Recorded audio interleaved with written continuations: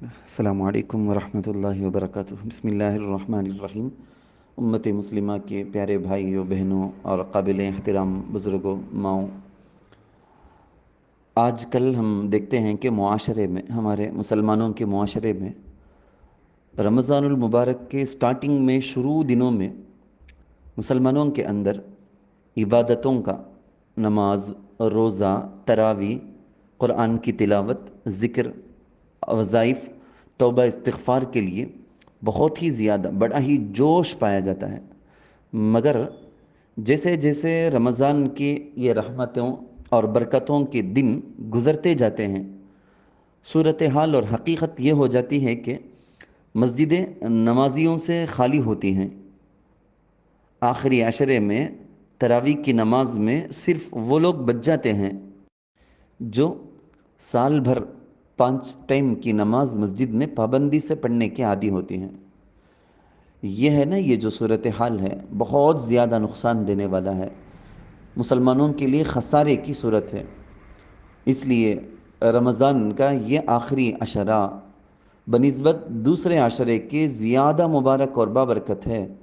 اس میں ایمان والے بندے اللہ کی عبادت سے غافل ہو جاتے ہیں، جبکہ نبی صلی اللہ علیہ وسلم کی سنت کے مطابق دیکھا جائے تو ان دنوں میں عبادتوں کا اہتمام دوسرے دنوں سے بھی زیادہ ہونا چاہیے۔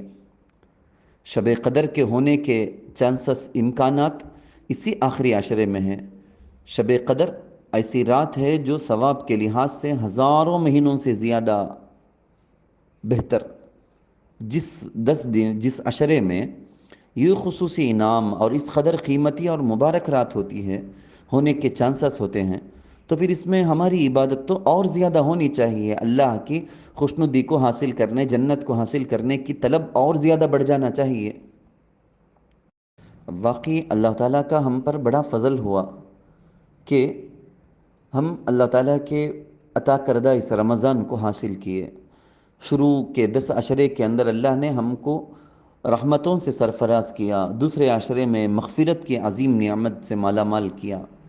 اب ہم رمضان کے تیسرے عشرے میں پہنچے ہیں۔ اس عشرے میں بہت سی خصوصیات اور سعادتیں ہیں، یہ ہم کو اب حاصل ہیں۔ جیسے رمضان المبارک کو تمام مہینوں پر فضیلت حاصل ہے نا، کہ اس مبارک مہینے میں اللہ تعالیٰ نے خصوصی توجہات اور عنایات اپنے بندوں پر کی۔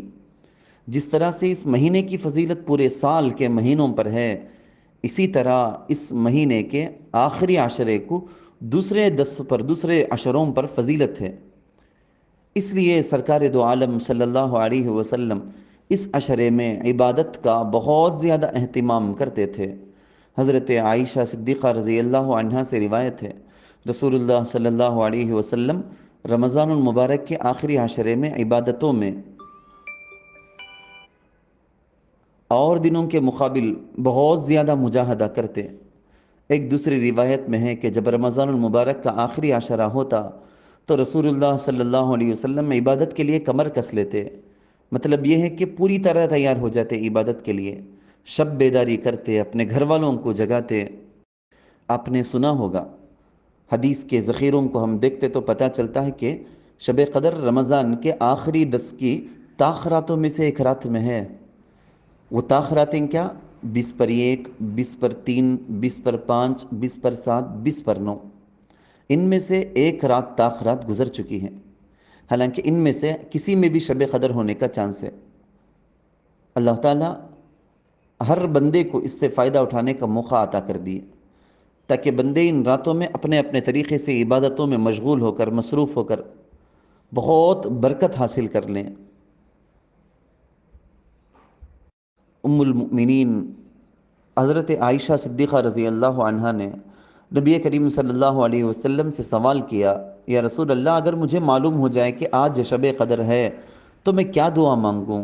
حضور صلی اللہ علیہ وسلم نے فرمایا کہ یہ دعا کیا کرو، اللہم انک عفو تحب العفو فاعف عنی۔